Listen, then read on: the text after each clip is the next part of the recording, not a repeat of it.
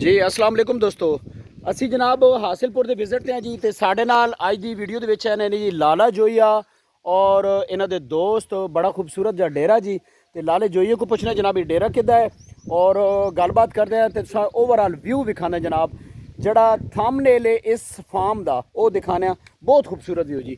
ਇਹ ਦੇਖੋ ਇਹ ਡੇਰਾ और ए वेखो ना कितना खूबसूरत व्यू ओ सामने मज्जा जनाब तुहानू दिखा रहा है ज़रा जूम करके, ठीक है, नाल खाला चाह रहा है और बहुत खूबसूरत व्यू जनाब।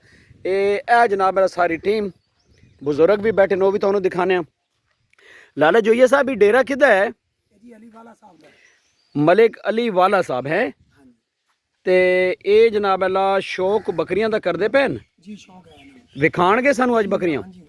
ਇਹ ਜਨਾਬ ਬਜ਼ੁਰਗ ਬੈਠੇ ਨੇ ਜਨਾਬ ਹੁੱਕਾ ਧਰ ਕੇ ਤੇ ਇਹ ਹੀ ਜਨਾਬ ਸਾਡੇ ਉਸਤਾਦ ਨੇ, ਇਹਨਾਂ ਕੋ ਅਸੀਂ ਸਿੱਖਦੇ ਹਾਂ ਜੀ ਬੜਿਆਂ ਕੋ ਬਹੁਤ ਸਾਰੀਆਂ ਚੀਜ਼ਾਂ ਅਸੀਂ ਸਿੱਖ ਕੇ ਜਾਣੇ ਆ। ਕਈ ਚੀਜ਼ਾਂ ਐਸੀਆਂ ਹੋਣੀਆਂ ਜਿਹੜੇ ਇਹ ਸਾਨੂੰ ਦੱਸਦੇ ਨੇ ਤੇ ਕਈ ਅਸੀਂ ਖੁਦ ਬਖੁਦ ਪਿਕ ਕਰਦੇ ਆ ਇਹਨਾਂ ਕੋ। ਅੱਲਾਹ ਤਾਲਾ ਇਹਨਾਂ ਨੂੰ ਸਲਾਮਤ ਰੱਖੇ। ਅੱਛਾ ਹੁਣ ਅਸੀਂ ਕਿੱਧਰ ਚੱਲੇ ਜੀ ਲਾਲਾ ਜੀ? ਅਲੀ ਭਾਈ ਦੀਆਂ ਬੱਕਰੀਆਂ ਚੱਲੇ। ਅਲੀ ਭਾਈ ਦੀ ਬੱਕਰੀ ਤੇ ਜਾ ਰਹੇ ਆ ਤੇ ਇਹ ਮਲਿਕ ਸਾਹਿਬ ਦਾ ਡੇਰਾ ਹੈ ਜਾਂ ਅਲੀ ਸਾਹਿਬ ਅਲੀ ਦਾ? ਤੇ ਮਲਿਕ ਸਾਹਿਬ ਦਾ ਡੇਰਾ ਕਿੱਥੇ? ਨਾਲ ਹੀ ਡੇਰਾ। अच्छा चल अच्छा अली वड़ाइश साहब का डेरा है, ठीक है जनाब। अला ए जनाब ओवरऑल तुसां विखा दिता डेरा ते हुण असीं जा रहे जी बकरी। आओ जी भाईजान लाले जी आओ। ए मज्जा जनाब यार बड़ी प्यारी सीनरी और ये हासिलपुर का इलाका है, रोई का इलाका।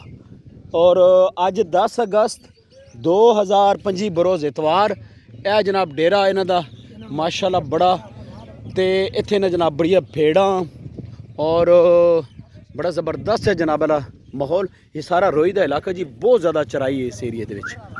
हाँ जी असी हुण जाना है जनाब अगे बकरियां वेखदे हैं। वीडियो अच्छी लगे लाइक शेयर ज़रूर करना भाईजान ते वीडियो शेयर लाजमी करा करो, ठीक है। तो हुण अगे चलना है जी बकरियां की वीडियो बनाने जी। ओके जी।